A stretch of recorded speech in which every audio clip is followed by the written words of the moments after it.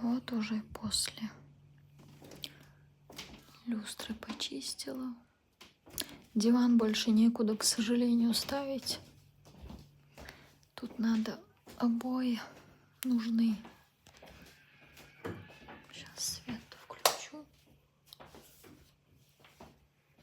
Мебель почистила. Это надо плинтус положить, заделать там. Так, у отца в комнате тоже убралась. Вот так вот. Чистенько.